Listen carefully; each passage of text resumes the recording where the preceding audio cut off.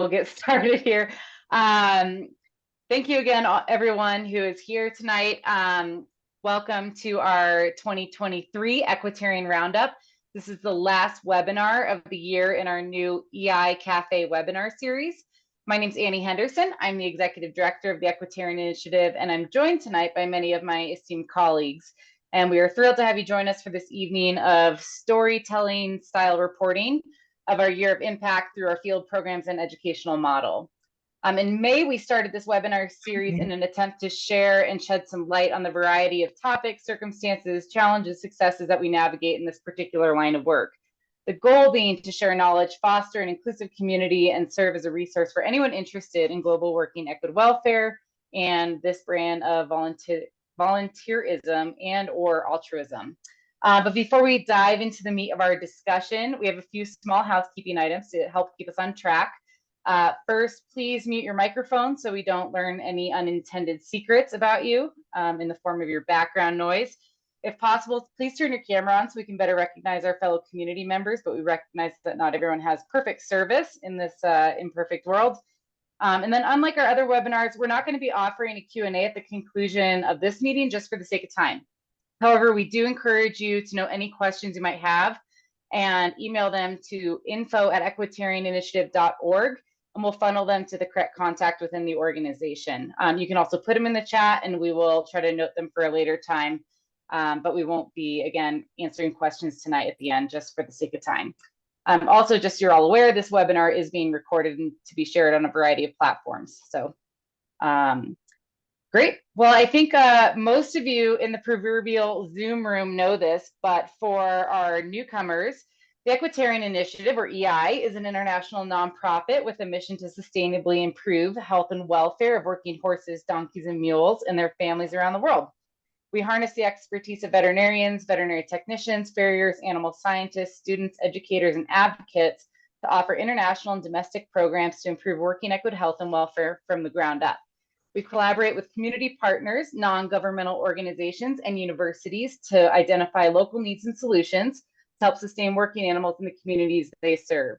EI supports veterinary and animal educational programs in Haiti, the Dominican Republic, Peru, Costa Rica, Nicaragua, Guatemala, Honduras, Nepal, the Pine Ridge Reservation and Cheyenne River Reservation in South Dakota, the Navajo Reservation in Arizona, among other locations. Quite a mouthful to remember. Good thing I have it written down so I don't have to. But you're likely here as a professional within the equine community or someone interested in the well-being of horses, donkeys, and mules. Hopefully you're a supporter, you're a stakeholder, a volunteer, or partner of the Equitarian Initiative. Before we get started, we'd like to extend a huge thank you to each and every one of you. We speak of the Equitarian Initiative not just as an organization and not just as a community, but really as a movement. The sector of global working equid health is growing across the world, and we're so grateful to be a small part of this network of incredible people utilizing their privilege and resources to contribute to a better world. So thank you, and thank you for all you do supporting us in our role as facilitators of improved conditions for working equids and the communities who own them. EI subscribes to what is referred to as a One Health model. In a nutshell, One Health is the acknowledgement that animal health, human health, and environmental health are an interdependent system. And while we specifically tackle one pillar of this model, the impact of improved animal health has a ripple effect on both humans and our environment for positive and sustainable change. Tonight's webinar is a presentation that will be delivered by myself and Dr. Angie Varnum, EI's Education Director.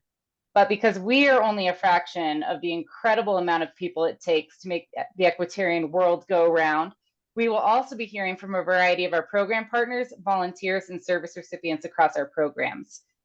I'd also like to take a quick moment, if I may, to thank the following groups who have made this work possible.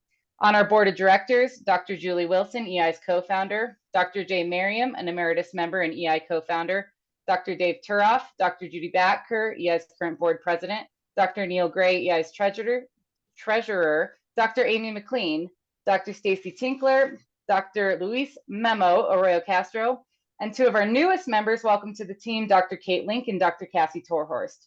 I'd also like to thank our staff, Dr. Angie Varnum, EI's Education Director, and Dr. Daniela Martinez, EI's Latin American Program Coordinator. And I must take a moment to thank and acknowledge some of our largest program supporters, whose names you mostly know. The Foundation for the Horse, which is the charitable arm of the American Association of Equine Practitioners. We simply would not be here without them. They've been with us since the very beginning and are our largest program supporter. Boehringer Ingelheim, Zoetis, Horse Plus Humane Society, and the Zoology Foundation. Of course, there are many, many more to mention, but we wanted to let you guys know some of the big ones who have been on the ground for our programs and have been very supportive on an ongoing basis and allowed us to sustainably develop these programs for years out. And finally, of course, we have to thank all of you and all of our donors across the US and beyond. You're truly the reason we can do this work. We're incredibly grateful. So without further ado, we are going to jump into some of our updates, and we're going to start in with the exciting work that Dr. Angie Varnum has done to improve and facilitate our education program. As most of you know, education is absolutely central to what we do in terms of pursuing sustainability. And Dr. Varnum and her colleagues and her team have been very, very hard at work. And they're going to let you know where we're at, what has been done so far, and where we're headed with our educational programming. So enjoy, and Dr. Varnum, the virtual floor is yours. Thanks, Annie. Hi, I'm Angie. I'm Educational Programs Director for the Equitarian Initiative. The EI and its members have been teaching about working equids for well over 13 years since the organization's founding in the field with students, owners, animal caretakers, and other professionals until COVID. COVID forced us to distill the most precious nuggets of knowledge into our distance education platform, developed with the Donkey Sanctuary, and deliver this curriculum to students around the world remotely, especially thanks to the support from the Foundation for the Horse. This, in some ways, launched our very intentional and committed focus on education as an organization. Now, we're proud to share with you the ways in which we've gotten back into the field over the past few years, and especially this year. To illustrate our work from this past year as an education team, I am using the field as a metaphor to conjure images of our values and activities as an education team. Working equids have many parallels with agriculture, contributing to field work, gathering and bringing harvest down the mountain or into town, and literally carrying on their backs some pretty important products such as coffee, rice, corn, and palm. They significantly impact the goals which the United Nations has outlined towards achieving long-lasting global economic and public health, the Sustainable Development Goals. I'm ready for you. Perfect. The field is where the learning happens. In the field, that's where you go to get dirty. You try new things, you talk with people. Thanks to your support, EI students, instructors, and faculty were able to do just that. This 15-minute presentation will be pretty people heavy. Every equid is attached to at least one human, and we believe that one important way of supporting equids is by supporting and listening to their people. Plus, getting out into the field is where the working equids are. You might, like me, think of the field as a place of growth. In the last 2 years, EI's educational programs have grown from a distance education platform called Canvas, allowing for the delivery of online courses during the COVID era. We now heavily use this same technology to deliver programming to veterinary students, to our own volunteers and instructors, as well as program leaders, and to educational partners in facilitation of learning for local care providers. This includes a course preparing EI volunteers and instructors about the global context of working equids, which was implemented this year for the first time, to help people volunteering with the organization to be knowledgeable and prepared for some of the issues working equids face. The following data are just a snapshot of growth in users of our online working equid courses. We have hosted over 300 digital users total, with about 230 students during this calendar year. You can see on the right where these users came from. We were delighted to have been approached by some of our community partners to use these online materials to broadcast to a room of people in which they were meeting with each other live, facilitating engagement and showing that just because materials are online doesn't mean they can't promote discussion and enable in-person learning.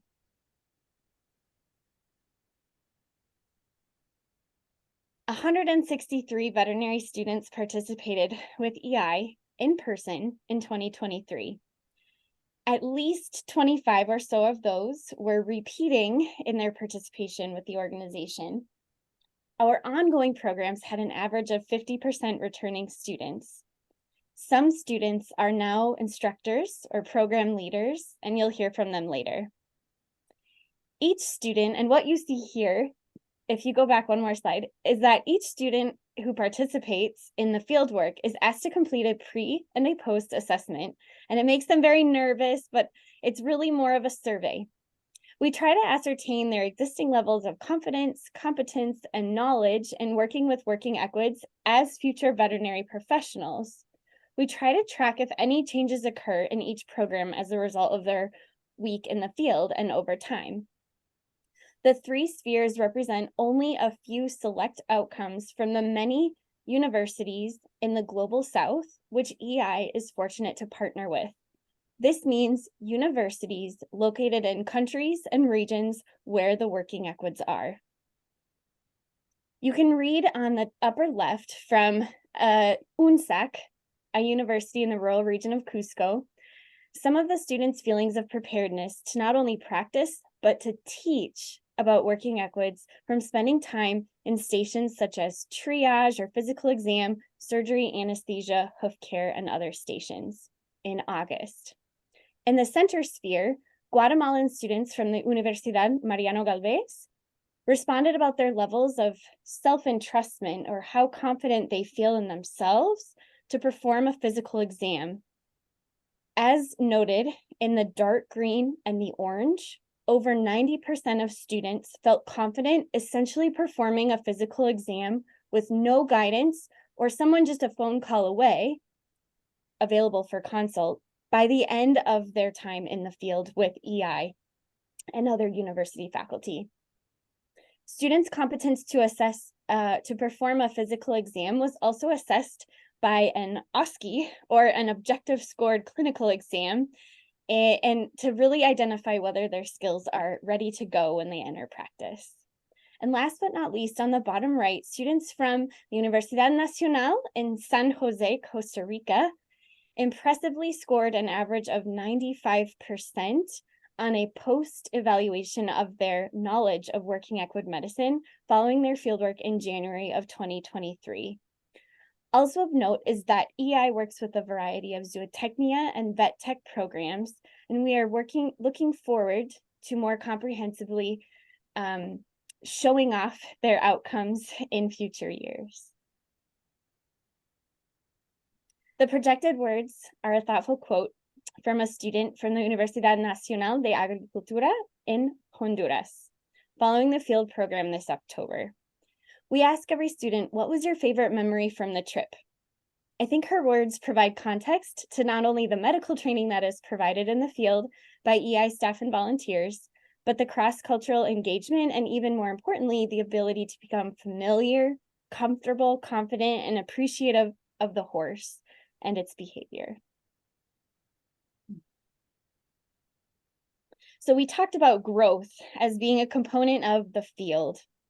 Just like not enough rain or sun leave the fields completely at the mercy of the elements, fieldwork is incredibly humbling, and that we are all vulnerable to factors which we cannot control. For that, we owe complete gratitude to our educational collaborators. These are the elements, the secret sauce, the ones that often know communities best and help the programs to be resilient. EI has many, many collaborators and partners in their programs. Not all are represented here. Specifically on the education team, I wanted to highlight these collaborators as we worked closely with these partners who are local and international in-country organizations, schools of veterinary medicine and zootechnia, or animal science, and other schools of vet med in the US, including Oregon State University and the University of Wisconsin-Madison, among others. We work together to design educational materials, survey and organize community members, organize and instruct students, and ultimately treat and assess the welfare of working Equids. You will hear from a few representatives of these organizations later tonight.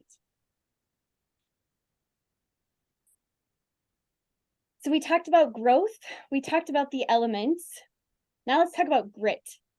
Those who get out into the field are gritty, they're wanting real world solutions, and they often have their own answers based on experience. When you get out into the field, you take the pulse of a place. You tend to work with practical people. Unlike reading a book or a journal article, you have to really listen in the field.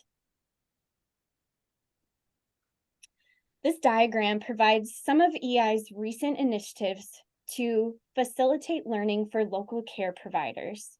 Who are local care providers? Can be anyone from an owner, a caretaker, a child, someone who trains working Equids, someone who trims or shoes their hoofs, or someone who's dedicated to their health as a member of the community, their health or their welfare. In the following program regions, we initiated some innovative training modules in person in the field for these local care providers. For example, on the upper left, working with gentlemen from the area of Moyipata, Peru, who are trainers and handlers of working Equids, carrying tourism people and equipment up and down the mountain. We initiated, or we followed up on year 2 of a training program with these gentlemen in equine behavior and their ultimately their handling and humane training methods. On the bottom photo is Lisa Ortuño from our partner organization Crew, who helped us to really listen and learn from community members in the Onça Peninsula of Costa Rica to further fine-tune educational programs there. We are thankful for Crew's support to help us to get a better gauge on these communities. And in the upper right-hand corner, Dr. Diana Arguello is further listening to and engaging with some of the community members there. You'll hear from many of these people later on tonight in their own words about these programs. So you didn't see many pictures of working Equids in the slideshow here tonight because we were talking more about their owners. But if we can support their owners, we feel that their owners and those who care for them on the daily, or those who care for them in the regions where they live, we believe that we are in turn supporting the working Equids in a sustainable way. Thank you.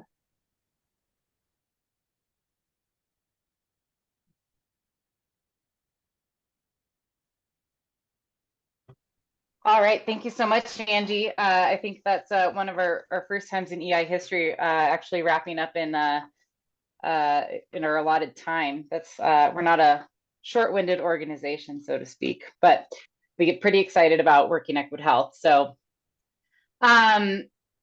I have a couple other updates I'm going to talk about with you guys before we again hear from some of the other people so that you don't get tired of Angie and I. And a couple of our accomplishments outside of both education and programs. As you just saw, Angie's done a phenomenal job with her team of developing a variety of materials online. And one thing around education that hasn't been mentioned, but is in the works that we're really excited about is one of our partners, which is the Donkey Sanctuary. It's a UK-based charity. We have collaborated with them on an educational curriculum, which was really the flagship curriculum that started in Peru. And we offered that during the pandemic as kind of a go-between when we weren't able to put boots on the ground. From that curriculum has evolved massively and has again served as that flagship model that we've since expanded on a lot. And so moving forward, we're actually in the process of negotiating next steps to further collaborate and share the curriculum with universities across Latin America, again, which will greatly expand our potential reach and the amount of students that we're able to work with on the day-to-day. So we're very, very excited about that. And so a huge congratulations and thank you to the entire education team, which has been very hard at work with these various initiatives and covering all of our different program models, from working animal owners to the university students to community animal health workers. It's a massive workload, and not for the faint of heart. I think Angie mentioned the need to have grit, so we're always doing our best. The other updates that I wanted to give you guys, some of you who are here tonight may be or have been or current volunteers or applying to work with us in some manner. In 2023, EI redesigned our volunteer management process. So for those of you who applied to participate on an EI program, you were unknowingly our first batch of applicants under our new selection process. So thanks for your patience as we've navigated this whole new process for both applications and program placement. We've had more volunteer applicants than vacancies, so we're diligently working to get through our wait list and get you placed on a program in 2024. So thank you so much for holding tight. But we're really excited about this because I think one of the things that we talk about a lot is the kind of people that we want in the Equitarian initiative, and is not necessarily that person who has that bucket list item and says, I want to go do this once and I want to be able to check it off my list and walk away from it. We're really looking for those people who have interest in making this a part of their life on an ongoing basis. And so we've been really, really fortunate to have a lot of people as of late who have absolutely fit that category. So again, it's really exciting to think about as new program opportunities come our way that will have leadership in place to train, that is trained and ready to go. So that ties nicely into our leadership development model. Again, this is an outcome of the pandemic. We had an opportunity, I guess a forced opportunity, you could say, to kind of evaluate our existing model and say, what's sustainable, what's working, what can we improve on? In that time, we decided that we needed to really make a big push to put big resources into new leadership. And so the goal of this model is to help our volunteers step into leadership positions within the organization, whether that's in the role as a field instructor or future program leaders, or maybe that's even somebody helping develop curriculum at home. As an organization, we house an incredible amount of institutional knowledge, really in our board of directors alone, let alone everyone else who has worked with us. So we're really working to share that through mentorship and training for the next generation. So we're really excited about that. And again, it ties right into our volunteer management process as well, quite nicely. And then the third is our program growth. So in 2023, we added the Navajo program to our lineup, which I'll share some impact on in just a moment. And then we were also able to bring back both Nicaragua and Honduras, which were programs that have been on hold since prior to the pandemic. And one of the outcomes of all this hard work is we're very pleased to announce to you all, we have 2 new programs that will be coming online in 2024 in Mexico and Colombia. So again, we're, as I talked about, we're trying to place these volunteers. The opportunities are only growing. So thanks for your patience. We're really excited to be getting to this step. So now we'll move on to just some program updates. We'll go in chronological order of when the programs were held last year. Well, first, I guess, just kidding. My slide first is just our overall impact in 2023. You can see here that over 3,000 animals were served. We have partnered with 22 organizations. Over 163 students have been educated. We're working in 11 countries and sovereign nations. We are offering 16 programs within those countries and sovereign nations, and we've had 200 plus volunteers in 2023 alone.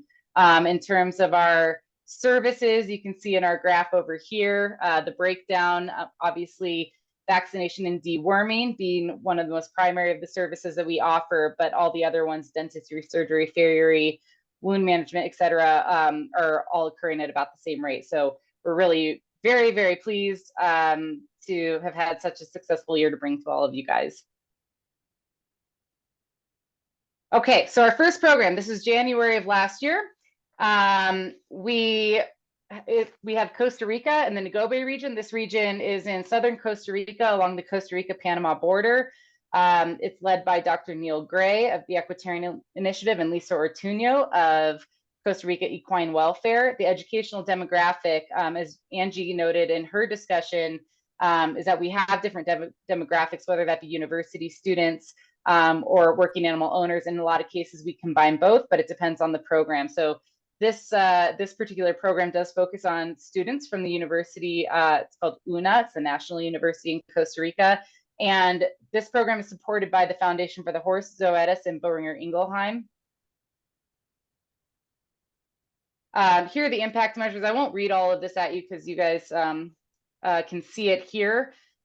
You'll see our big collaborators at the top, as I already mentioned, the National University in Costa Rica Equine Welfare, which is our partner on the ground, who really helps us with the facilitation, working with the communities, identifying the communities in need, and really making sure those programs run smoothly with our veterinary components and our field work with the students. So very grateful to Crew and Una. And again, because I think you guys will get tired of just me and Angie, we have pre-recorded a handful of testimonials from different program participants. So after each slide, I'm going to share with you those recordings. They're a couple minutes, and we're going to be hearing from Dr. Neil Gray, and we're going to hear from Lisa Ortuño. So here were some of the comments, and you guys can read the questions that we had asked and hear it straight from them. I am Neil Gray. I am a retired equine practitioner. I've been involved with the Equitarian Initiative for 10 years now, and I've been on the board of directors for about 8 years. I lead a program in Costa Rica in conjunction with Costa Rican Equine Welfare and the National University. As the program's developed, we've gotten more and more involved with the veterinary school, UNA, and done much more direct training of the students on the programs, and utilizing the online platform to help prepare the students and to give them some additional educational opportunity. Mentoring in these communities, and that's, I think, a big role for the veterinary students that we're working with, and being able to see former veterinary students come back as instructors, come back and mentor this newer round of veterinary students, and we've had that happen now. And that students that were on our early projects are now coming back as volunteers, and that circle closure really helps to give some longer term meaning to our work, and is the long-term goal, is that we can now have people that are accessible to these communities on a possible ongoing basis, and that I think is one of our major goals. Being able to mentor and pass knowledge on to the students that we're working with, being able to see the development of these students and the excitement in their eyes as they're learning these procedures, as they're learning how to talk to clients, as they're learning the role of these animals in these communities, and that's why I do this, because that brings me joy. I think in our educational materials, and being on a Zoom call where we had students from multiple countries on the same Zoom, getting access to a lecture that they otherwise wouldn't have had any way to get that information. That those are highlights of the year, and those are things that I think for me explain what progress in our organization has been like.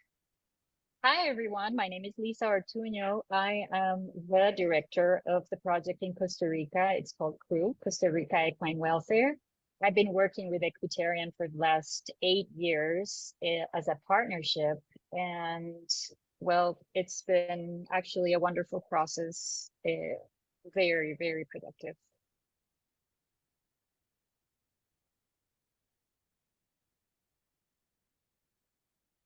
We've been doing a really nice approach in the communities as we've been working with the framework of One Health Welfare. So when we talk about our outmost goal is to focus on welfare, but part of that welfare is also health, right? As for the 5 domains. So when we started working with Equitarian, it was wonderful because they were there in those projects to enforce that, to make it happen, to make that also part of the welfare and as important as it is in the 5 domains. And so it has been a very nice complement to work with the veterinarian services out there in the field.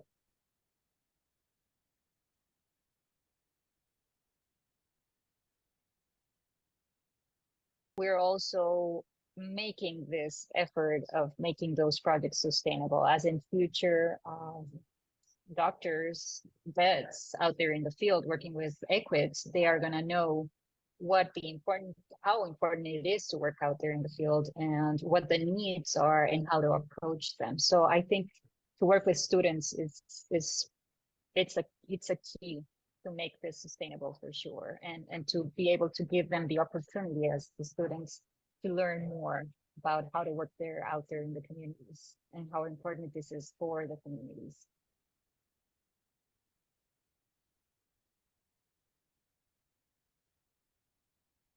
Yeah, it's very important to still visualize Costa Rica as a highly dependent country for working equids in many ways.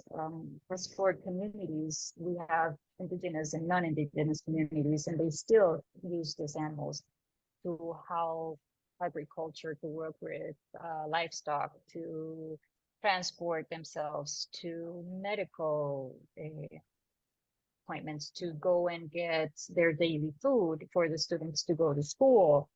So they're very important in their day-to-day, day-to-day activities. And then as for the country, we still have a lot of industries that use working equids, such as the palm oil, fruit industries, and also the banana industries in Costa Rica. So I think it's a very important part in our economy in general. I think helping horses is not about only improving the welfare of the animals, but to consider also their communities and the people and the environment and how important it is to improve their quality of life. And this makes it more sustainable for the economy, not just for the country, but for the livelihoods of these communities. So I am very grateful. I think we're doing a wonderful job together.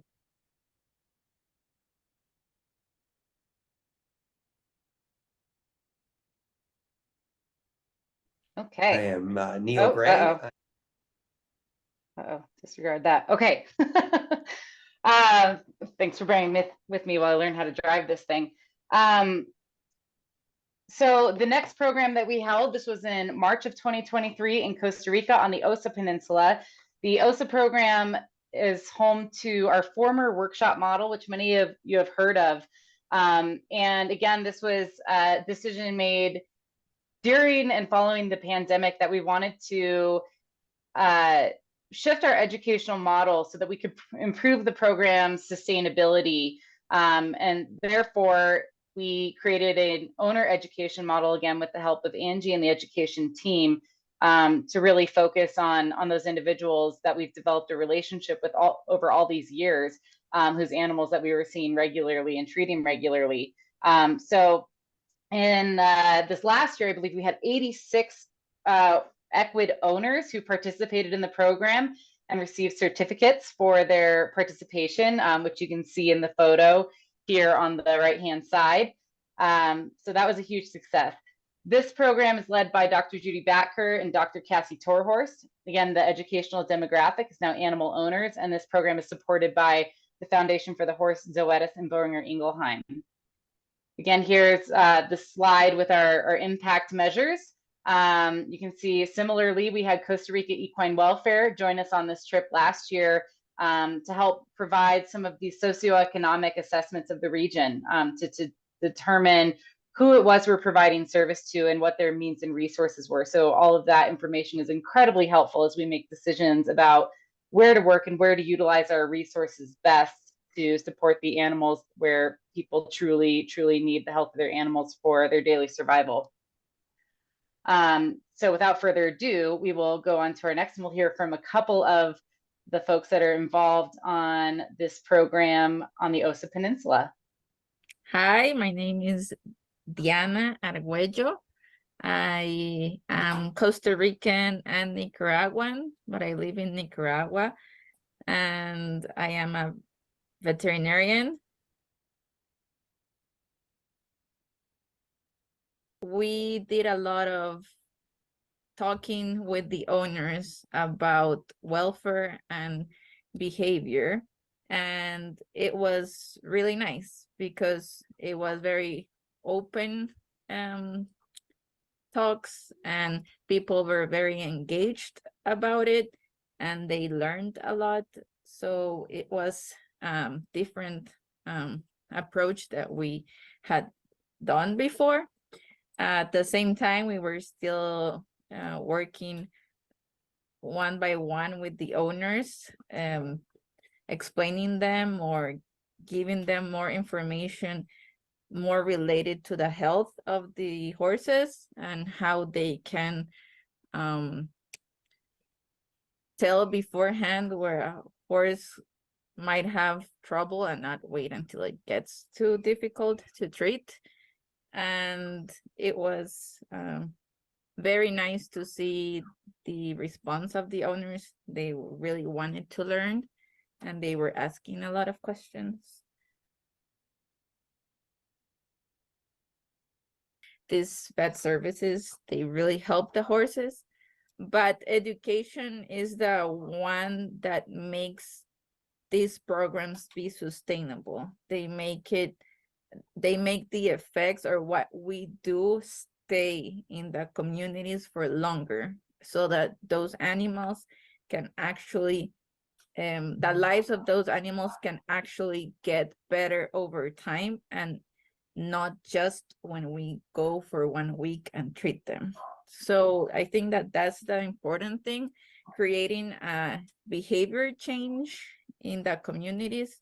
It goes hand by hand with animal welfare, because it needs, like, people need to be on board of making the lives of animals better for it to actually happen.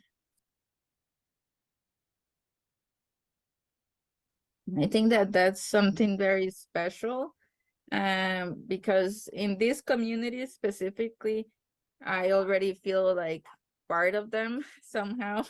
I'm a little part of it when I go and they already know me. They're like, "Hola, doctora," and they hug you, and they're like really happy to see you, and they're like, "Look, he's better, right?" And they show me their horses, and they feel proud because they're doing things better. So I really like it. And as a woman, yes, it's very important, because we go into other communities in other places where that is not how it starts. Sometimes it's very difficult to gain the respect from men in the communities.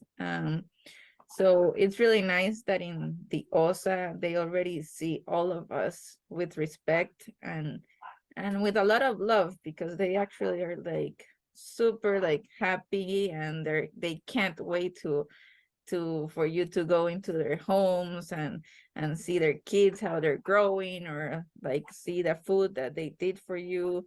So yes, it's very nice to be able to get that connection with people in the communities. I've been able to see the importance of of joining these two elements of like my profession with the education, and how much I enjoy the teaching, and how it's possible to still be a veterinarian and also an educator at the same time. So I have loved that about this opportunity, about what EI has given me the opportunity to do. The one thing that I have loved about this is also about going into the communities, is being so proud of the team that we're bringing in as well.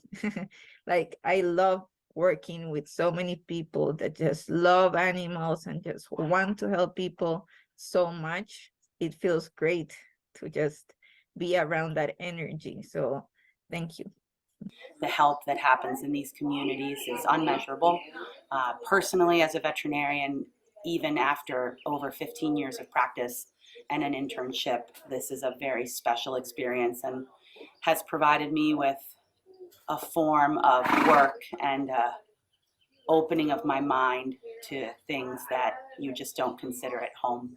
And I think it's going to benefit me in my own personal practice and benefit my clients. I can't wait to return, and I can't wait to do it again. And really, you already feel friendships forming, and it's amazing to see.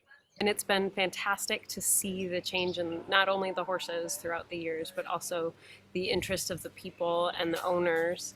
The first year I was here as a very young woman veterinarian, they didn't necessarily want to hear what I had to say. And anymore, they're very engaged and they want to keep learning and keep interacting with us. I am very humbled and very grateful to be here. I think these projects change everyone's lives in so many ways. First of all, giving back to the community who needs them. These animals are working equids, so they are not pets. They are actually a source of money. And for me, it's extremely important to give back to that community. A mí le doy gracias a Dios. Un día excelente por todos los veterinarios que vinieron hoy acá a colaborar con este pueblo, que sinceramente necesitamos cada tratamiento que le ponemos a nuestros caballos.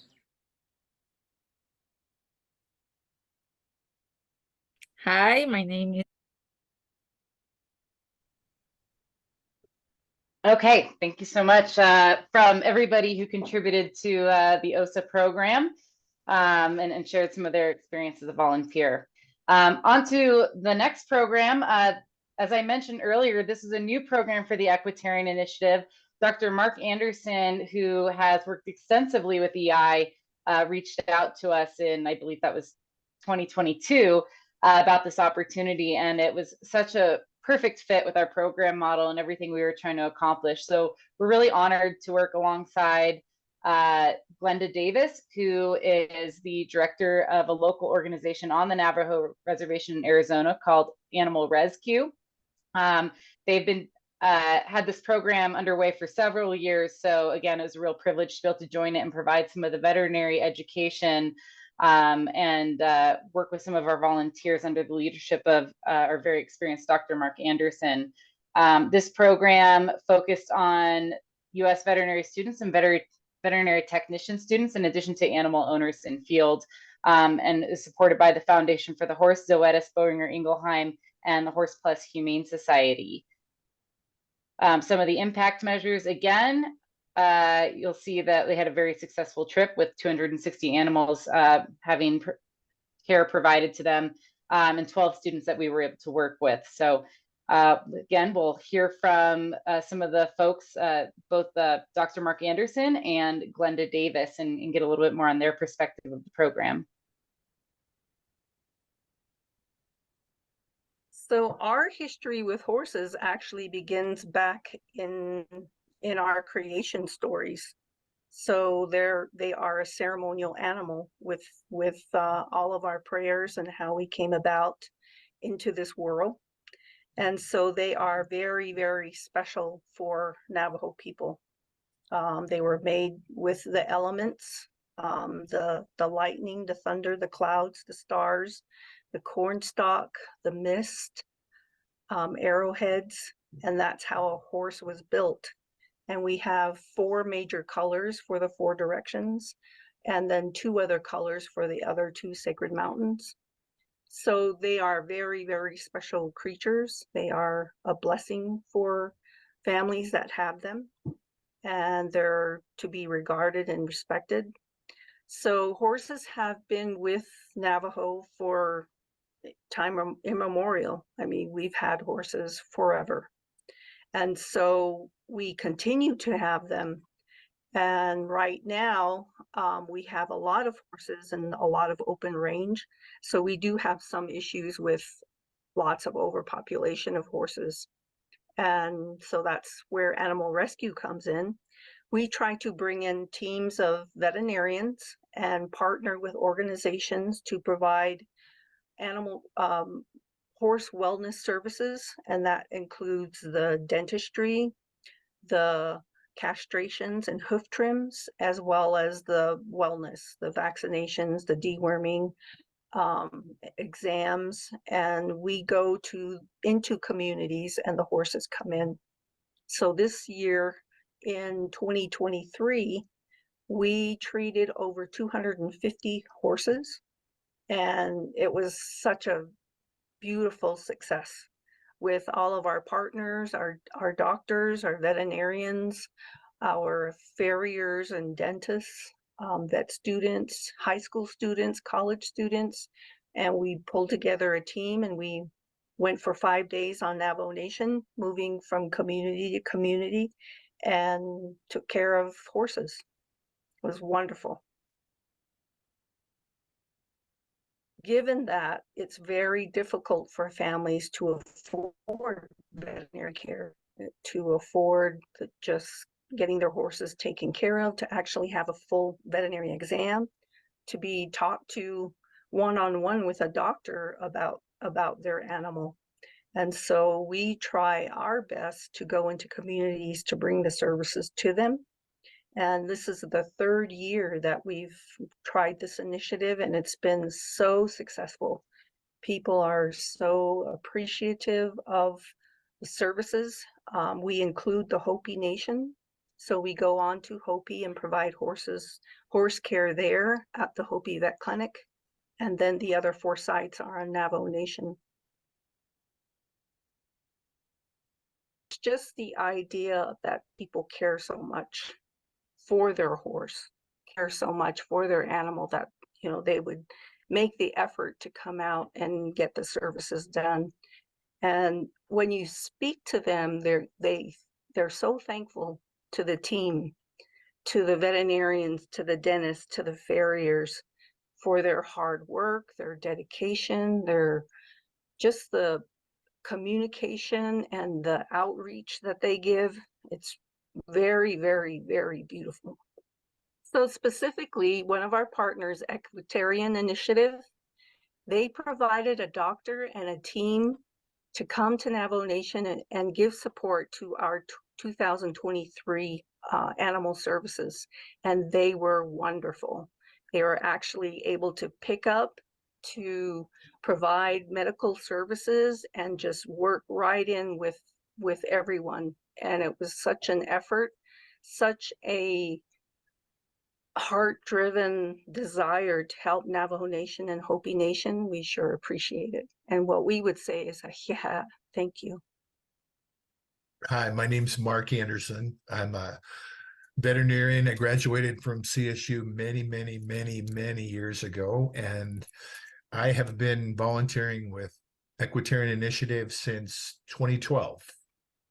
Currently, I'm leading the Navajo Nation trip, and I also have been enjoying Nicaragua, Honduras, Costa Rica, and Guatemala.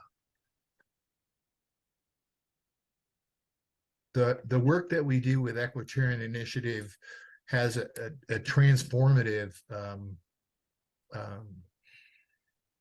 part of what I do as a veterinarian.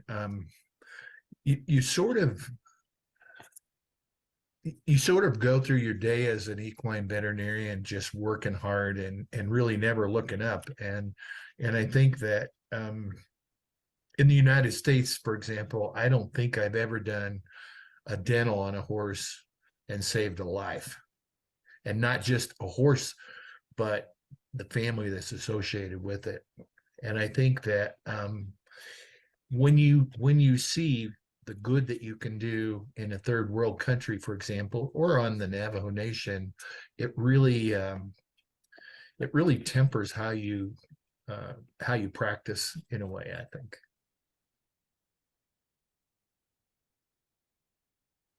On the Navajo Nation, we're trying to sort of mirror what we do in Central America and across the country. I practiced in Arizona for 30 years and did a little bit of work on the Navajo Nation during that time, but I think that you really get an appreciation for how hard some of the existence is on the Navajo Nation. And I think it really fits into the model that we have for Equitarian Initiative, in that the horses are underserved, the horses are working, and there really isn't a good veterinary population to help them. We have some exciting. One of the Navajo students that helps us is trying to get into vet school now, and I think that's kind of my excitement, is to see that this person goes forward and comes back to the tribe with a veterinary degree and continues the work. I think that veterinary medicine is all about problem solving, and I think that we have the benefit of great diagnostics, wonderful ways to look at a horse, but I think it all boils down to really doing a good physical exam. And I think that in the countries that we serve, it really teaches you to be vigilant. From a practice standpoint, from an academic standpoint, I think it's exciting to see some diseases and some conditions that you will never see in the United States, and kind of makes you a little better veterinarian through that experience.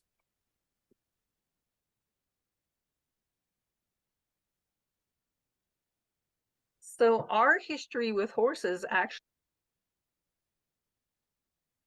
Thanks for bearing with me. I obviously have not figured out how to drive this thing after I think that's our third one, so it's not looking hopeful for me. The next program that we're going to talk about is Guatemala. This program ran in July of 2023.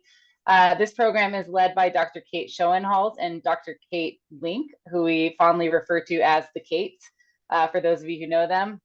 And the educational demographic of this program is the Guatemalan veterinary students. We're very, very excited about this program because we have a new partnership with the Universidad Mariano Galvez, which is a new veterinary school in Guatemala, and they've been very eager to work with us and for us to help prop up their curriculum to the best of our abilities.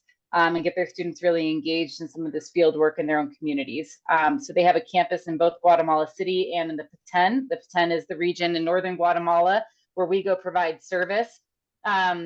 This program, for those of you who are familiar with the history of the organization, was formerly led by Dr. Dave Turoff, who has been diligently mentoring the Kates into this position of leadership and passing along, again, his institutional knowledge and everything that he has amassed over years and years of doing this work.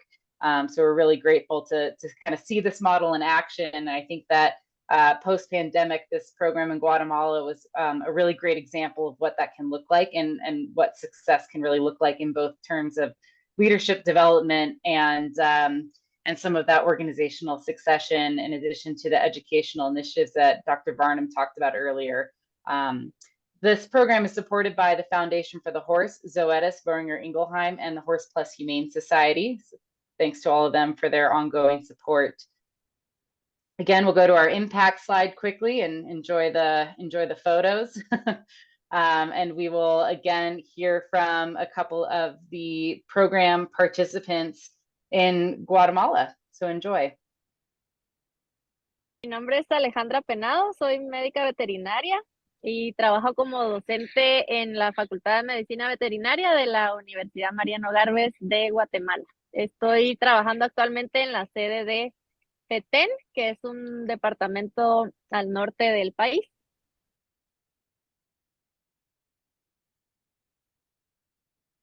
Bueno, la universidad está comprometida, ¿verdad?, a darle un enfoque, digamos, integral a los estudiantes.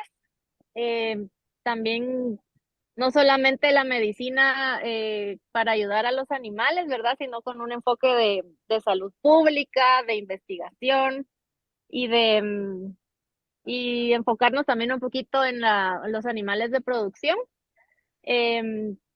porque son parte fundamental del desarrollo de nuestro país.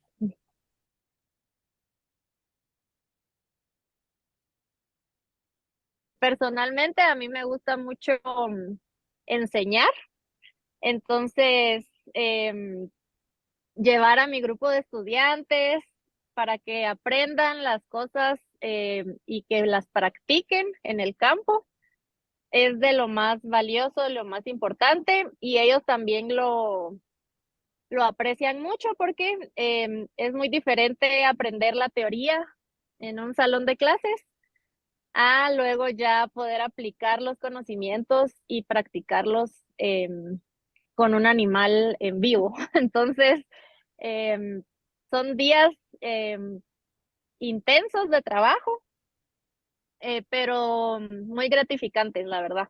Entonces aprendemos, como lo repito, aprenden ellos, aprendemos nosotros y todos los médicos veterinarios que vienen de Equitarian saben muchas cosas que nosotros podemos aplicar aquí en nuestra universidad. Bueno, la verdad, todos los estudiantes, tanto hombres como mujeres, estaban muy contentos de poder incluso tocar a un caballo, por ejemplo. Muchos nunca habían tenido contacto con cualquier équido, ¿verdad? No solo los caballos, solamente los habían visto o nunca se habían acercado a ellos. Entonces, para ellos fue muy valioso poder tener la confianza de poder tocar al animal, de poder realizar los exámenes físicos. Y como lo dijeron ellos en sus propias palabras, de perder el miedo, de acercarse y poder retratar a los animales. Y no solamente eso, sino la experiencia en sí de llegar a las comunidades a las que fuimos, de tener el contacto con las personas de las comunidades, que son las que trabajan directamente con los équidos,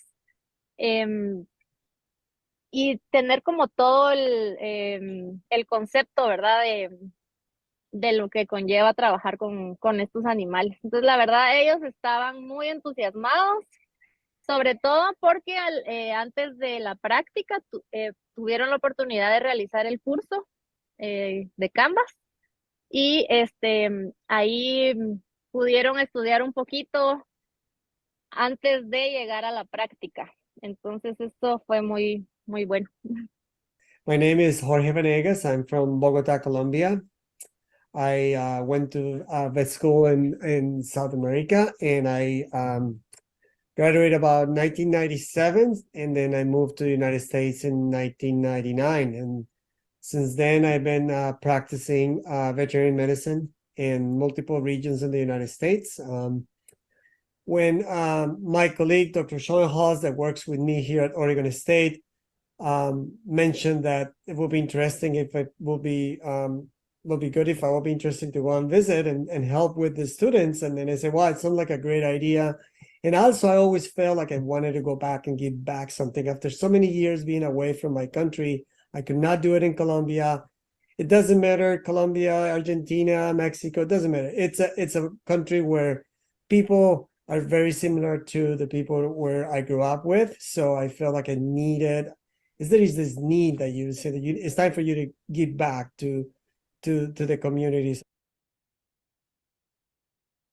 So that was one of the most interesting and fascinating activities I ever been over my last years of my career. I mean, perhaps one of the top. And the reason is because it gave me the opportunity to give back to the community of Central America and practice a lot of Spanish again and give a lot of my knowledge to the students. So there's a lot of need and educational needs in the for the students, and simple things and physical examination of the horses, communication with the clients.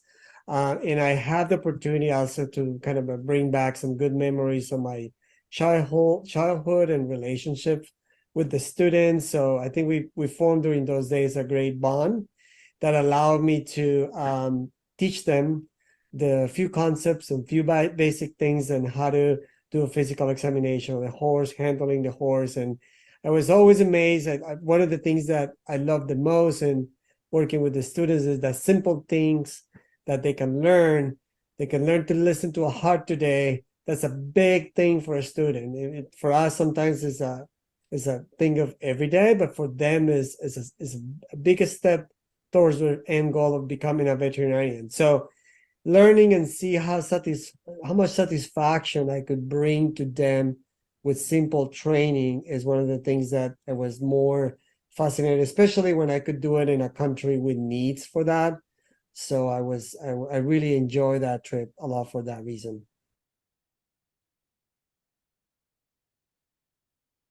It's always the question, what can I do differently next time? So for me, this trip was first to with Angie, you asked me to help you with this. It was like I saw it at first as a huge task. I was like, oh my God, can I be able to do this? Even if I work with the students every day over the last 13 years, it was a different task because they're going to be in a different country with different language. I didn't know their background or educational background at all. But it all comes to the same. It comes to communication. How do I bring the student to a comfort zone that they can express themselves so I can do my job? Once the students feel comfortable with me and they feel comfortable and I feel comfortable with them, then I can do my teaching aspect. So my goal is to maintain that relationship and create with myself and the rest of the faculty that environment where the students can learn. I think other things that we did approach, we start discussing how to do rounds or activities of discussion of cases during that week, which for many students I perceive was something new. So that's something, and in the future, I want to create more foundations so they can understand on the concept of discussing the case, why that was important, and how do we manage complications, and what do we do to minimize that, and how do we live through those difficult situations. So that's something that, and it creates in them the discussion process that they can be part of a team, part of a medical team to providing a service. And that's something they early on need to understand, that is not the faculty, the student, it's more of a team, right?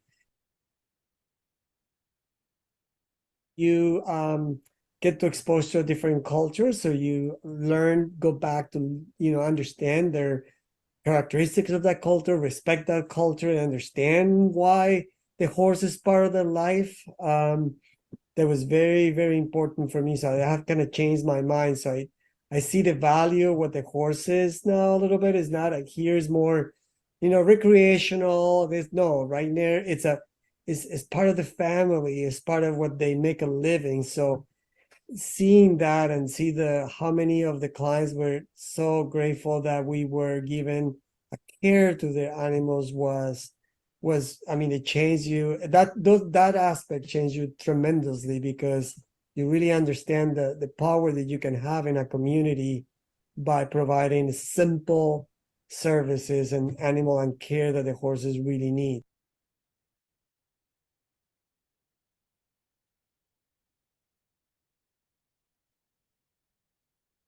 Mi nombre es Alejandra.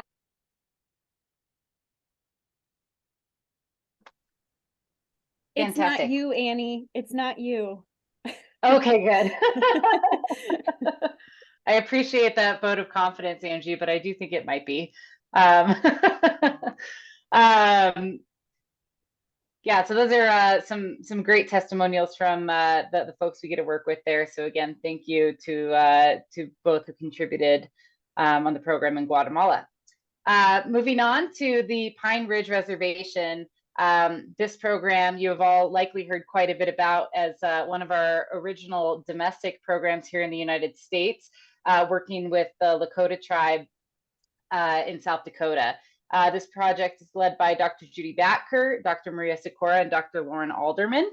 And it's a long-established program. It has been operating for 15 years total. And the main educational demographic on this program is U.S. veterinary students from various Midwest universities and also the Lakota horse owners. One of the really exciting things that has been accomplished with this program is the launch of a 4-day Doctor and Your Horse class. And it's actually a CJ Clifford Memorial class. CJ was an original organizer who passed away several years ago, but was a really big advocate for the Equitarian Initiative and for the health of the horse with the Lakota tribe locally. So the field program for Pine Ridge ran this past August. It typically runs around that time of year. And that looks similar to our other program models in field, where we're offering an array of services. And then in October, select members of the team return to the reservation to, again, provide that Doctor and Your Horse class, which focuses on different topics each time. This past year in 2023, they focused on hoof care, which is, of course, very needed across our programs as one of the really important key components of preventative medicine for working animals. The reservation work that we do does look a little bit different from some of the programs that you see in Latin America that we're sharing with you, largely because these animals are not necessarily used in agriculture the same way, or tourism in some cases, although they are to an extent on Pine Ridge. But the horse in the Lakota tribe is a sacred animal, and they are used in ceremony, and they are used heavily in transportation. When you go through the reservation, you'll see just about every time as you're driving down the road, somebody on horseback getting to and fro. And then we also have the privilege with Piercy White Plume, who is a community organizer for us on the reservation. He runs a program for kids, specifically connecting kids to their culture through the horse. So keeping them out of things around perhaps substance abuse or learning their native language and things like that, so that they're more connected to their culture. So we work on a lot of those horses. So again, it looks a little bit different, but these animals are just as important to the well-being of the people who own them as our other programs. So this program is supported by the Foundation for the Horse, Zoetis Boehringer Ingelheim Horse Plus Humane Society. And for the last 2 years, we are working on something that we hope to offer across more of our programs that we'll talk to you guys about here soon, which is AAEBT. We are working with them to develop veterinary technician scholarships on our programs. And so we had recipients on this particular program for those tech scholarships. And then this program has also been supported by Farrier Product Distribution. Again, with the heavy emphasis on hoof care, they donated a variety of products to the success of this program and to the educational curriculum that we were able to provide. So here's again, back to the impact page. This program is also in collaboration with a local organization called the Horse Spirit Society. And so that is the local group who is in charge of really leading the cause in terms of working animal health. And they serve as our community organizers and help get everyone organized as we're ready to go out into the field and line up all these people. Again, this program looks a little bit different in the sense that many of our programs, our team travels together site to site. In this program, we actually split up into typically 4 groups, sometimes 5, and go to different work sites across the reservation because it's so expansive. So we have 4 to 5 teams working at once. So you can imagine what a day looks like with these guys. So we're going to hear a little bit more from some of the participants on Pine Ridge. We wanted to offer our horses to the young people and to people in general to come and enjoy a horseback ride and to go across the country that was once open, no fences, just a lot of traveling and talking and getting to know one another. It's really a powerful thing, powerful feeling when you're on horse and you're riding with several people, but you're also riding by yourself. You're able to, I guess, get in touch with yourself as well as things that are around you. And so they're an important part of our culture. There's horse dances. They make regalia for horses, horse masks, saddles, saddle blankets, the fringes that go on the horses' legs, and they do parades and showing what the horses can do. Each family had different horses that did different things, and so it was really a big part of our culture and our people's lives. Horses are shown in a way how gentle they are, how good they can ride, and what they're able to do, from jumping to riding and to racing to just overall being a part of the family. So it's really a large part of Lakota culture, as well as a lot of other native tribes across the west and towards the southwest. We have the one ride we call the Badlands ride, where we go camp out in the Badlands and ride into the Badlands. And if you ever have the opportunity, I suggest you take it, because I mean, once you get inside the Badlands, it's really a different world in there. And you see all these different fossils, and you see things that you probably never see again. And so that's really one of the best things that our children love to do, is to ride into the Badlands. And we have another ride called the Crazy Horse Ride, which takes place in the first part of June. And we have different rides throughout the year. We have a Labor Day horseback ride. We have a ride to Yellow Bear Canyon. We take our horses to Yellow Bear Canyon. It's actually inside the buffalo pasture, Yellow Bear Canyon, where we start. And it's really powerful, because at any moment, the buffaloes will appear, and you know how tough those are. It's strong, and you're scared of them. But we start inside there and then ride back to Kiza Park. It's called the Yellow Bear ride, Yellow Bear Canyon horseback ride. We have horse camps where the children come and stay in the camp here at Kiza Park, and they go riding around. If they don't know how to ride, people lead them until they get to know the horses. And if they know how to ride, they go out with some of our wranglers and take them out for a ride. And it always happens. And every time we have it, the children want to stay. They don't want to go home. They want to stay and do more riding, which is it's really a good thing to see that. And I understand that because of my experience. And I don't know if there's a first time for me, but I always loved riding horses, and it was always a good experience, a different experience every time I ride horse. And I'm, in my 60s, I still can get on a horse and go riding. That experience is different to the one I had just last week. And so it's really a powerful thing for everybody to do and take part.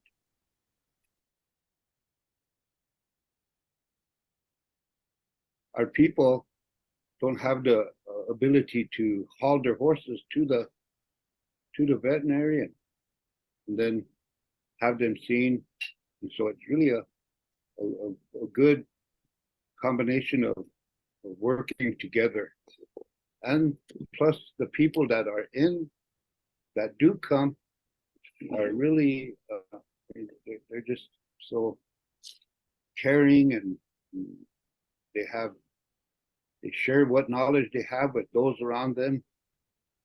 And they really, take part in what's going on and what needs to be done. And so it's really a large group of people that come together with another group of people that don't know about veterinary work, and then they see it, and then it catches on. And it's all done out of the goodness and the kindness of their hearts. And that's what we see when you come here. The people that come here with just willing to work, but also willing to learn. So it's really a good combination of people that come.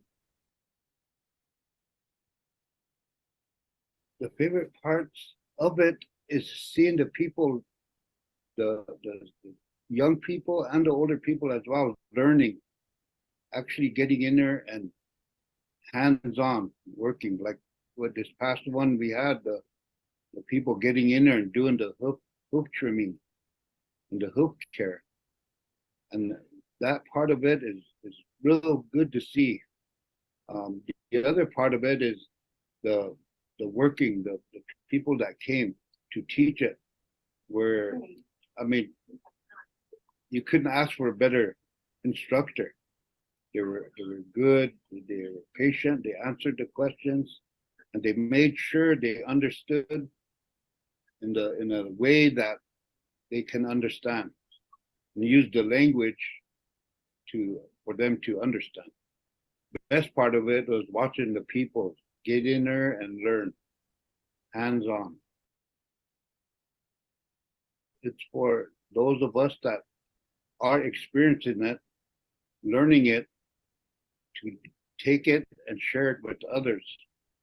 But the instructor or the person that came to do it, bringing it with a goodness in his heart or her heart to teach it and to share it, and us taking it and sharing it with others, and to make it work all across the board, if you will, from the little children all the way up to the grandmas and grandpas that come. Each one should know what this is about. And I'm sure a lot of the older people know about it. I've had experiences with my uncle who showed me a lot of the horse training techniques that I use today. That, it's shared information, and that's what it's all about. My role as a farrier is both to provide foot care for the horses, mules, and donkeys that I see, as well as try to provide some education for the community members so that they can continue the work on their own. In Pine Ridge, they have a little bit different role. It's very heritage related. They do different memorial rides to go to places like the Battle of Wounded Knee, or to different sites where the people had spent time, or even to ride entirely across the state of South Dakota. The other role that they have in Pine Ridge, which is pretty amazing, is as therapy for the youth. As with many reservations, economic disparity is a pretty big thing, and the youth suffer the most. So the rates of anxiety and depression, self-harm, suicide, drug and alcohol abuse are really high. And they found that if they can get the youth involved with horses, even for a short while, they greatly decrease those things and have much happier, healthier population. Well, these horses are working pretty much every day of their lives, and without proper foot care, the entire animal suffers. Their feet fall apart, they'll be lame, they can have issues further up in their body due to imbalance, and if these horses aren't able to work because of their lameness, then obviously they're not able to provide income for the community members or the other important roles that I've mentioned. In the years that I've been participating with Equitarian Initiative, I've been able to see a lot of improvement in both the welfare of the animals as well as the people. Going there and, like I said, not only providing the services but educating them on how they can maintain their animals means that everyone benefits. It's important to me because I get to do something to help others. I spend the majority of my time as a professional farrier doing this work to earn a living. I do some therapeutic and corrective work, which satisfies that helping others aspect, but going someplace where I'm not earning an income by doing this, I'm doing it in a pretty selfless way, which is really good for me. In addition to that, I've had some amazing cultural experiences, getting to see the way other people in this world live, the things they believe, the way they interact with each other, and the way they interact with the world.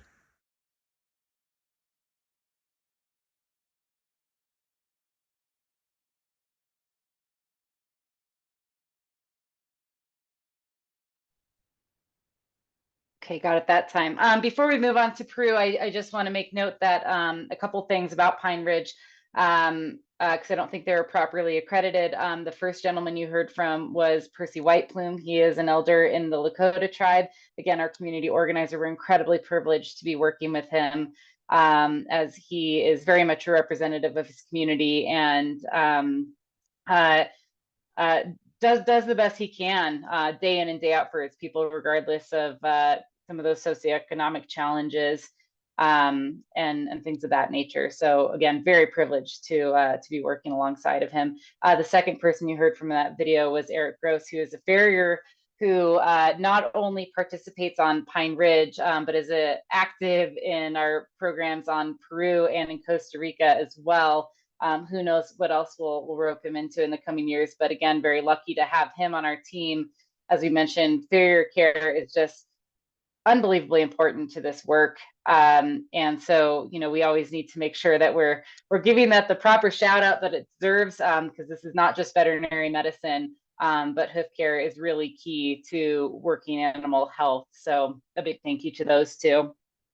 The other thing I want to mention quickly about Pine Ridge also is that one of the big successes of this last year is that we had the privilege to have 3 students on the trip, 2 of them pre-vet and 1 currently enrolled in vet school, who are actually from the reservation. And for us, this is incredibly exciting because there's a very real opportunity to, if we can help kind of foster these individuals who are joining our trips year to year, that they will have the opportunity to return to the reservation and be providing ongoing care. As much as we love where we work and all the people that we work with, we also recognize that sustainability is key. And in theory, if we're doing it correctly, then we will eventually be working ourselves out of these volunteer jobs that we're presently in. So we're very, very excited about the opportunity to work with some of the local population who is currently pursuing veterinary medicine. So we'll keep you guys all updated on the direction that goes in the future. So moving on to our program in Peru. This program is led by Dr. Stacy Tinkler and Dr. Hillary Carroll. The focus of this student is Peruvian veterinary students. I know I mentioned this program earlier as something of the flagship as it applies to the educational curriculum delivery during the pandemic. So we've had a huge amount of success. This program has always been thanks largely to the vision of Dr. Stacy Tinkler. This has been one of the very kind of cutting edge programs and what equitarian work can really look like as it applies to focusing on the local population in an effort to pursue greater sustainability. So after many years of this program in action, we are now in a place where we were, like I said, working in conjunction with the Donkey Sanctuary, who now partners on this program, in addition to a local organization called Innovar y Compartir. Through this, we are helping facilitate 2 technical assistants. They were students in 2018 and have gone on to receive their veterinary degrees. And now, in lieu of our absence of not being able to be there day in and day out to provide care, we're helping support some of these students, now veterinarians, who are able to be there in our absence. So the next 2 years, we'll be watching them and tracking their progress as they go deliver care in the service regions where we do too. So we'll continue to offer our clinical model, but then also continue to provide ongoing education and resources for these two in the interim. So we're very excited about that. In addition, we're also launching a module for community animal health workers. And so we'll be doing some ongoing training with some of the local community members, again, in thanks to the Donkey Sanctuary and Innovari Compartir as our primary partners in this initiative. So that's very exciting. Peru is, we work in several regions. One of our kind of classic regions is Malipata. And that's an area where we see a mixture of horses, mules, and donkeys. But more recently, with our partnership, as mentioned, we've been working especially in the kind of more remote, high elevation Andean villages where donkeys are used almost exclusively because of the difficult terrain and the amount of packing that they're doing. So if you see any photos from these programs, you're going to see a whole lot of donkeys as they are almost exclusive to certain regions. So we get a lot of really incredible images coming out of Peru. If you've ever had the privilege to be there, it's not very hard to take a nice photo there because it's an absolutely stunning environment to be in. So again, without further ado, we will, oh, and I apologize, I've skipped right through. This program is supported by the Foundation for the Horse, Zoetis Boehringer Ingelheim, and the Zoology Foundation, a foundation out of Colorado. So to make mention of that. So we'll hear from a couple of the participants in Peru. Mi nombre es Mauro Madariaga Nájera, soy experto en comportamiento y manejo de équidos. He trabajado por muchos años en comunidades dependientes de ellas. Actualmente estoy estudiando la maestría en ciencias animal aquí en la Universidad Veracruzana en México.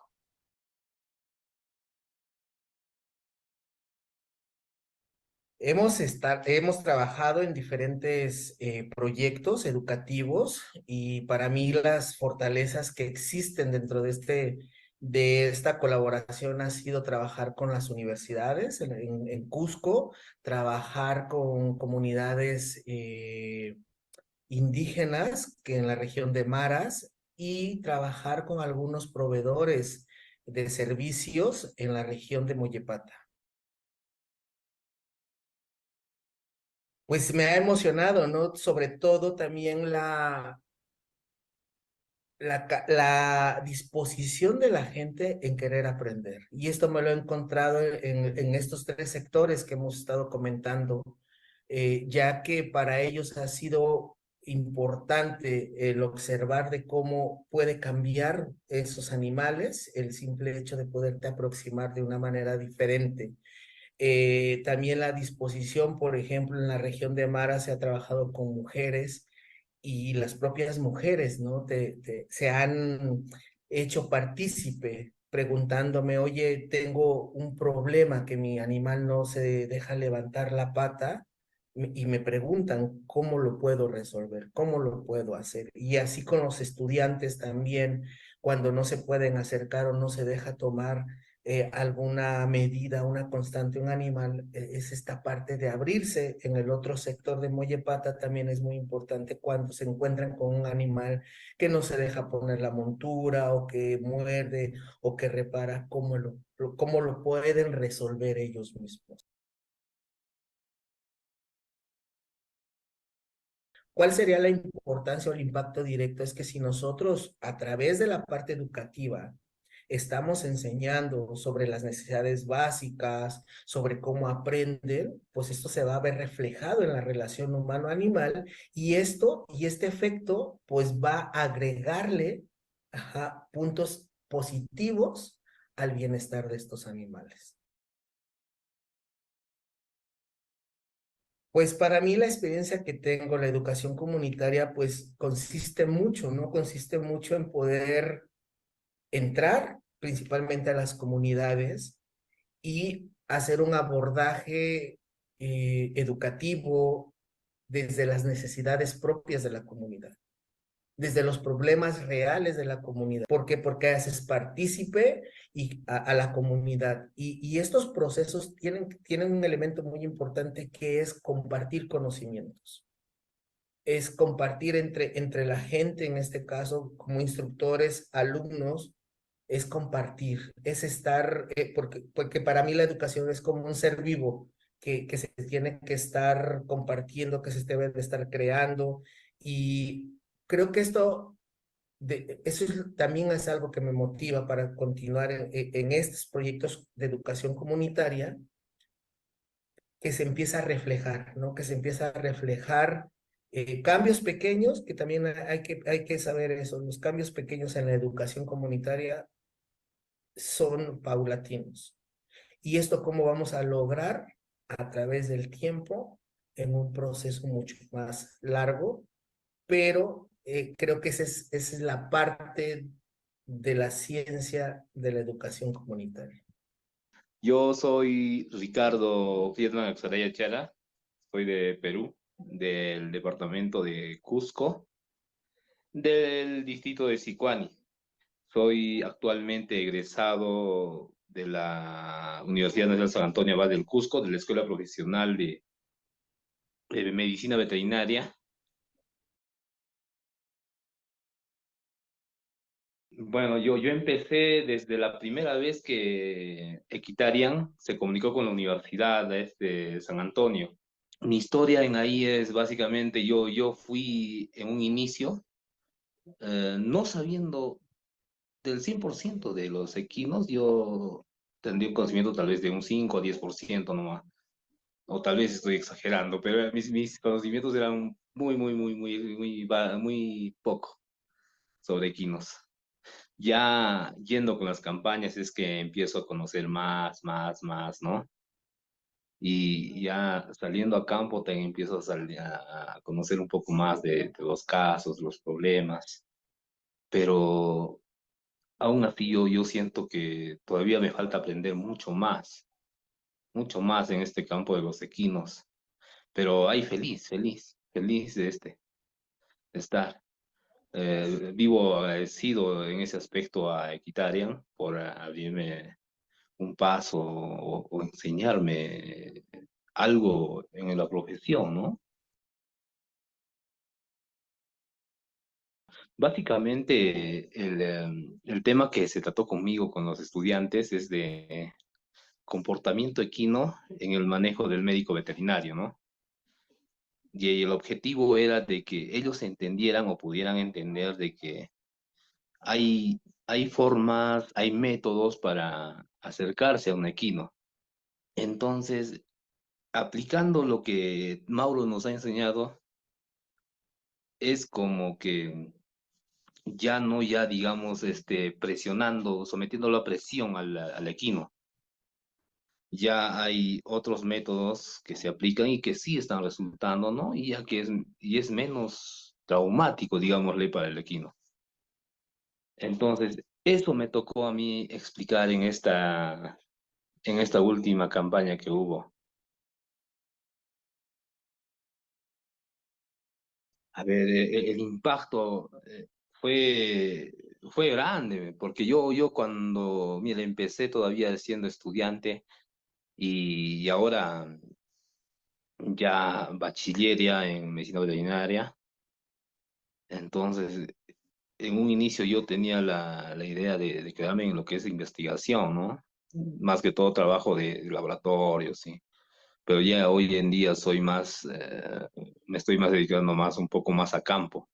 Claro, comparto una parte de mi vida también con lo que es clínica de animales menores, pero el impacto es eso, ¿no? De que tenía una idea en un inicio, pero de ahí hasta ahora soy prácticamente un profesional de campo, que sale a campo, que estoy más en ahí, y una parte lo comparto con clínica, algo que nunca había pensado de mí.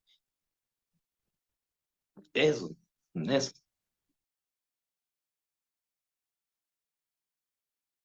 Mi nombre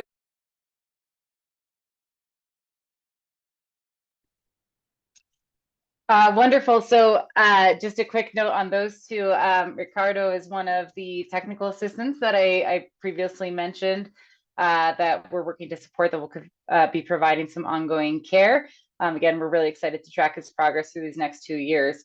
And then also who you heard from initially, Mauro is a wonderful addition to the Equitarian team. He's traveled with us on a variety of our programs across the globe, and his skills in behavior and handling are absolutely unparalleled. And so in taking him on our programs, we've noticed a huge change in the how receptive the communities are to new ways of, or new ideas of how they might be able to handle their animals more effectively.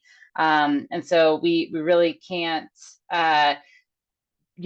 measure it enough, really, like what this means to EI work, and watching these communities develop in a single session. So again, Mauro is not only on our Peru program, but has been participating across programs, and we'll probably get him on every one we can if we're able to clone him. So again, stay tuned for some of the work that he does, because again, incredibly important to the overall outcome of the Equitarian Initiative and our mission.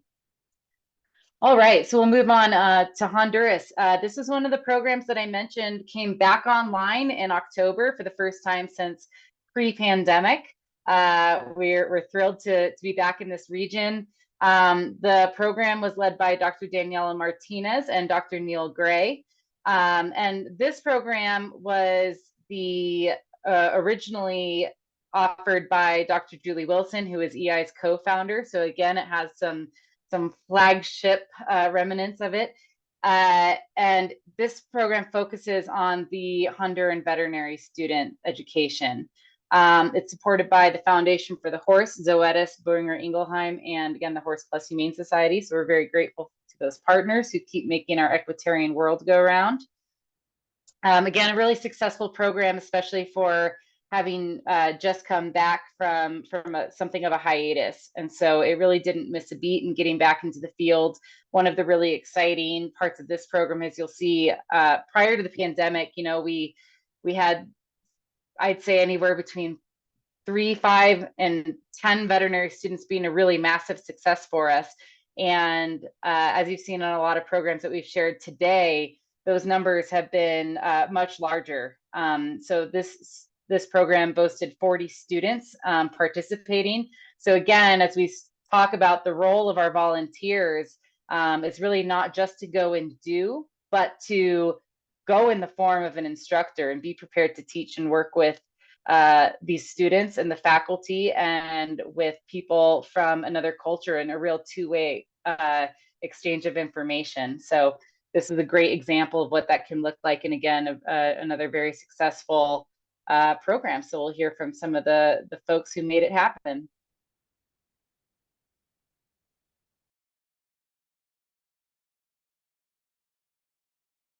La importancia que tienen ellas en el desarrollo de habilidades para nuestros estudiantes ha sido clave, ¿verdad? Son espacios donde nuestros estudiantes pueden estar directamente relacionados con el ambiente profesional desde el punto de vista académico, ¿verdad? Entonces, creemos que estas participaciones con las diferentes organizaciones no gubernamentales nos trae esa importancia de ganar de los equipos de trabajo. Bueno, pues es una manera en que la misma universidad y los mismos estudiantes se involucran para poder servir a la sociedad y retribuir un poco de lo que la universidad pública les ofrece al prepararlos como médicos veterinarios.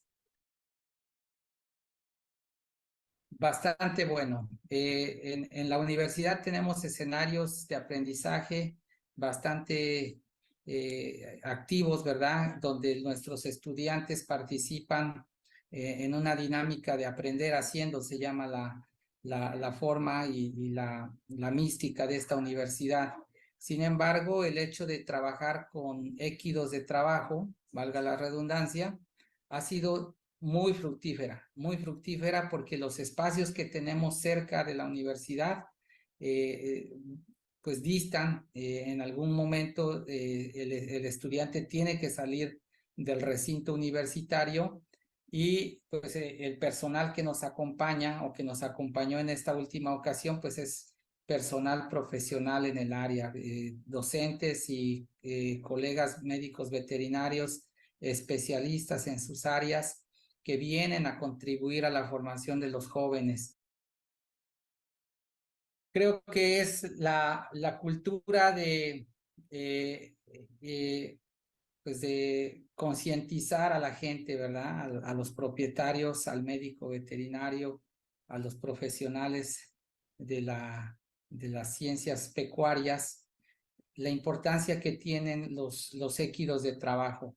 Es decir, esto va a continuar y va a mejorar en cuanto se le cambie la visión al propietario, en cuanto él vea la importancia de tener a sus animales en un ambiente sano, libre de enfermedades, libre de sufrimiento, y va a ver que el rendimiento de esos animalitos va a ser mucho mejor en el trabajo. Entonces creo que ese cambio cultural que requiere no solo nuestro país, ¿verdad? En todo Latinoamérica, un cambio de visión sobre los animales de trabajo, creo que va a ser lo que va a garantizar en el futuro que este tipo de proyectos pues sean a largo plazo sostenibles.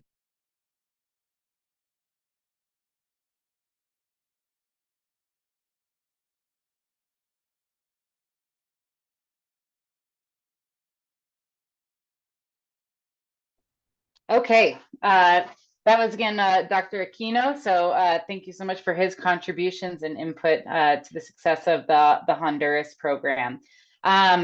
Running directly back to back with the Honduras program was Nicaragua. And as you can see, this is also co-led by Dr. Daniela Martinez. Again, that's EI's newer in the last year, our Latin American program coordinator. So Danny has been running hard, working hard. She also participated on the Peru program just prior to that. So this was a big stretch. If you've ever been on one of these programs, you have a pretty good understanding of how physically taxing, mentally, emotionally taxing they are. So it's a ton of work. So thanks, Danny, for making this happen back to back. We know what you put into it. In addition to Dr. Daniela Martinez, this program was also led by Dr. Mark Anderson. You heard from him earlier when he was discussing his role in the Navajo program. So again, we've got some overlap in that leadership, hence the reason why we need to continue expanding these leadership opportunities so that we can train more of these folks. Like I said, we'd love to clone them all, but we're just waiting for that technology to come along. So we'll keep going through the leadership steps the best we can. The focus on the Nicaragua program was on, again, the Nicaraguan veterinary students. And again, this program was historically led by Dr. Dave Turoff. You heard earlier that he was also the program leader for Guatemala. And this program, similar to Honduras, also came back online for the first time since the onset of that little pandemic you may have heard of. Where we couldn't put boots on the ground. So we were able to visit 6 communities here. And again, Angie and her team, Dr. Varnum and her team created some excellent materials and an educational curriculum for these students to follow and engage with as a way to prepare them for their participation on this trip. This program was supported by the Foundation for the Horse, Zoetis, Boehringer Ingelheim, and again, the Horse Plus Humane Society. And you can see our collaborators up top there. These guys treated 503 animals during their trip here. So they managed to stay very, very busy during this time. And then you can see we also had 20 students participate on this trip. Again, they participated first in our online learning platform and then in the field with our team. So we'll go ahead and hear from our participants. For me, it was something amazing. I was doing my practice in anesthesia with donkeys and mules. So it was a huge opportunity for me to do a lot of animals and to practice a lot and to meet a lot of people. So it was good for me. I enjoy it as a vet. I learned a lot of stuff from all the vets that came to do different stuff. And as a person, as a volunteer, I meet a lot of people from other communities, and I don't know, it was something I enjoy. I was able to talk that with Julie Wilson, actually, in one of the other trips of Nicaragua. And they are getting involved with the vets of the same country they are visiting, and they are trying to teach them and to let them, how can I explain, like, to let them be known by the community so they can have some work from there. So I think that's nice. I like that. I like to teach what I know. I know that maybe I don't have a lot of knowledge, but whatever I have as knowledge, I like to give it away to whatever people ask me. If they are students or if there's people from the communities, whatever they need, if I can help or I can give something. As you know, our industry's been in a bit of crisis lately. So coming together with a bunch of like-minded individuals who were trying to serve a bigger purpose helped tweak my view that our industry is doing well. It's just we don't see that all the time. And going to Nicaragua and helping the less fortunate people make changes for their animals that would better their lives really made me realize, hey, we're doing big things. We just sometimes need to see that ourselves. It's important for me to stay involved with the Nicaragua project with EI because it's a bit of a reset. Like, not only is it a reset for me and what I do to practice medicine for my patients and for my clients, it's a way for me to bring what I'm doing on my day-to-day to people whose lives are really dependent on that. And doing it once is fine. Doing it twice is even better. But doing it long term allows that to become a new habit in the communities there. And I get to develop relationships with these people and the animals, hopefully, as well, not to mention the team that I'm working with. And so continued involvement is really going to be the pinnacle of my influence on EI's mission. Coming home after being in Nicaragua and thinking about the small problems that I go through on a daily basis, I'm able to take a step back and think about if it's really a big problem. And then the other thing is, am I happy and am I fulfilled doing what I'm doing in everything that I do, not just my job, but in my hobbies or in my interactions with my friends, and building my friendships with some of our teammates from Nicaragua, including some of the Nicaraguan people, has brought to me a piece of my heart that I didn't even realize I was missing, is that camaraderie and really that little bit of peace that we start to forget when we don't do bigger missions like this.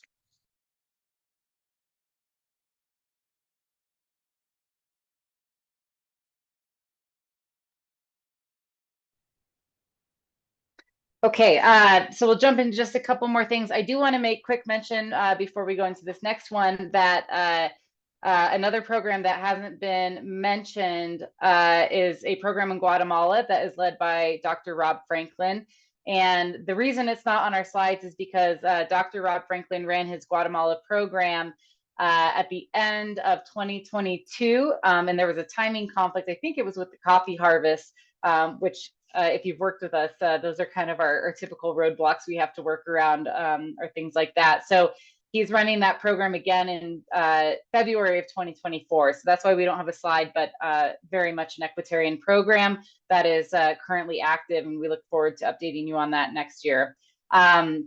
This last program I'd like to mention is in Haiti. You guys have heard us many times talk about the program in Haiti, and unfortunately, due to severe political unrest and a humanitarian crisis in the region, it's not currently safe for us to travel with our volunteers. It's not even really a very safe environment for a lot of the people we work with. So Dr. Judy Batker, who is the program leader for the Haiti project, has been staying in constant contact with this team. And although we're not able to put boots on the ground, we continue to support our partners there. The team that has been established by Aki, as you guys have all heard us talk about, Frassitern, he literally built the Ag Horizon Veterinary Technician and Agronomy School, and those have been our key partners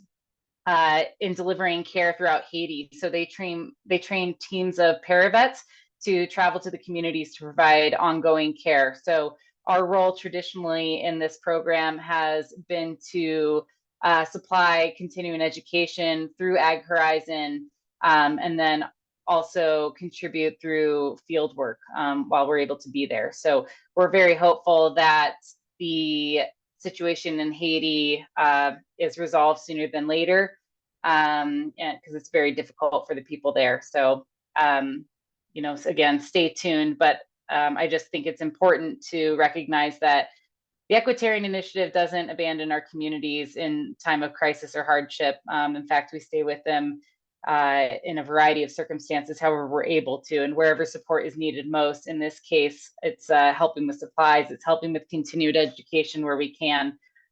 So just know, if you've supported this program in the past, we are still making efforts to make sure that some of the animals are receiving care, and hopefully the people that we work with are staying safe. With that being said, we'll hear from Aki himself. He did send us a video to share with you guys, and what his work with the Equitarian Initiative has meant to him. So enjoy. As an organization, it is always best to focus on networking and get new perspectives on the field that you're focusing on, like partnering with people like Equitarian Initiatives as an international organization brings opportunities which help us better serve in the field that we're working in, which is veterinary medicine. Before our partnership with Equitarian Initiative, our work was not really had a deep focus on equine, but Equitarian Initiatives inspired us to care more about doing work on equine. Yeah. Mules, donkeys, and horses plays a great role of transportation and bring goods to market. If today the world's economics rely on fuels to make transportation all over the world, but in some rural areas, especially in Haiti, transportation based on equine to carry merchandise or to carry goods from garden to market. And horses, mules, and donkeys are very important in the transportation system in Haiti. So Equitarian Initiative partnership represent a lot of things, especially to me, to people in Haiti. Start working with other organizations always benefit to help gain new knowledge on how to better serve in the field In 2018, I had my first workshop with the Equitarian initiatives in Costa Rica.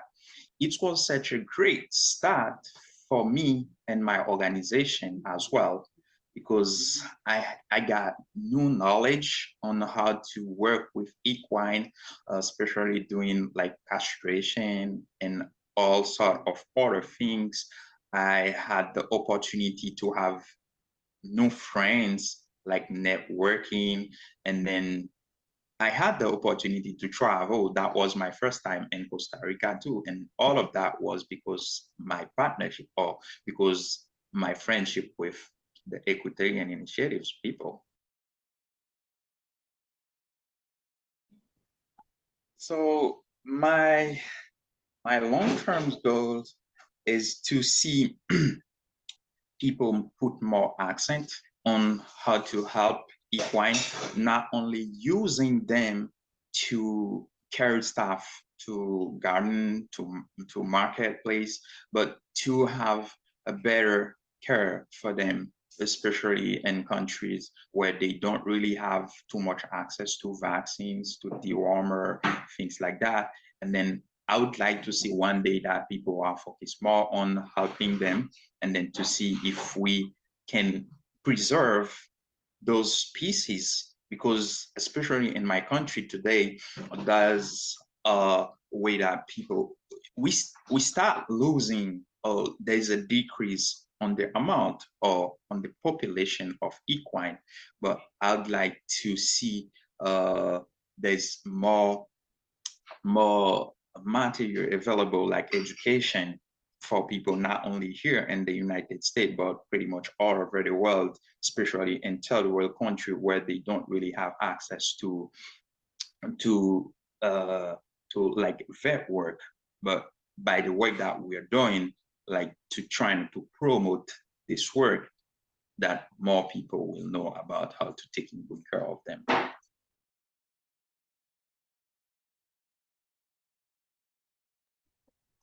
Those are some very inspiring words from Aki, a gentleman who, if you've ever had the privilege to meet him, has perhaps one of the most positive outlooks on life, despite some of the challenging circumstances that he's experiencing at this time. But again, we're just so lucky to work with somebody like this, and his impact on us has been absolutely immeasurable as an organization. So a big thanks to Aki.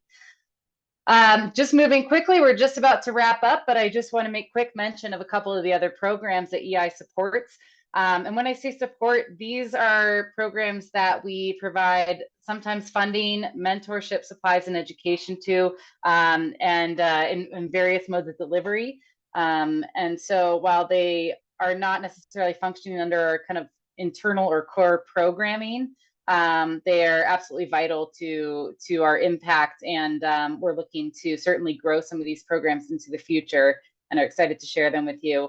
The Dominican Republic, again, is a program of Dr. Jay Merriam, who is the co-founder of the Equitarian Initiative. So this, as you'll likely have seen, has made it into many of our materials, largely through our claim of Jay Merriam, that claim to fame. And so excitingly, though, more recently, we've grown closer to this program because previously it operated somewhat independently of us. And this past year, Dr. Angie Varnum actually visited Project Samana, as it's titled, in the Dominican Republic, and was able to go in a consulting capacity and aid with the creation or the next steps for their educational model with the local faculty and the program leaders there. So we're very excited to see what's next, and we will continue to support this program in funding, ongoing mentorship, and educational supplies and resources. So we look forward to updating you on that. The Cheyenne River Reservation is also just adjacent to the Pine Ridge Reservation. This program has again been in our purview, and to this point, we have provided program funding, supplies, volunteers, etc. So we share resources with this. It's led by Dr. Sarah Appleby, and this also focuses on those working equid owners in terms of the educational demographic that it serves. So we look forward to, again, continued success of this program, which has been just doing wonderfully with their program partners. And then in Nepal, we have a program that is led by Dr. Sheila Shills. And this is a new program for us in 2023 that we got involved with, again, to help funnel the correct resources and provide mentorship in the sense of how do you do this work. As you can see through the variety of people that we've listened to tonight, it is incredibly nuanced. There is a lot to know in terms of where to start and how do we really direct our resources in a way that are going to make an impact. And further on that, how are we going to actually promote sustainability in the regions that we go to? So our program model is evolving and something that we have been working for years and years to develop to get to the place that we are today. And so, you know, we look forward to the continued development of our organization, of our leadership, et cetera. So I'll wrap it up with that. I think that, you know, to just give that context, this is a figure that most of you have heard us say many, many times over. But there are estimated 650 million people in the world that rely on over 100 million working equids. And 90% of the world's equine population are working equids, to put this into context. I know that here in the United States, we do not see that in the same capacity. So I think that's a really important thing to keep in mind and wrap our heads around to the best of our abilities. 90% of the world's equine are working animals. And yet these animals receive 1% of the world's veterinary care. So we are humbled, grateful, excited to continue to do our part to hopefully up that 1% to the best of our abilities with our incredible team. For everyone here, thank you so much for joining us. We truly couldn't do this work without you. If you're just learning about us or getting involved, please consider making a donation to support our work. You can do that through our website, www.equitarianinitiative.org/donate. You'll find it. And truly, those of you who have been longtime supporters of us and what we do, it's no understatement to say that we just would not be here without you. You are what makes this work happen. We can send the teams into the field. We can develop program models. We can develop educational materials. But without our support at home, this work would absolutely not be possible. So thank you so much to all of you for everything that you do and for being an equitarian. So we look forward to updating you as we move into 2024. And thanks for being here tonight.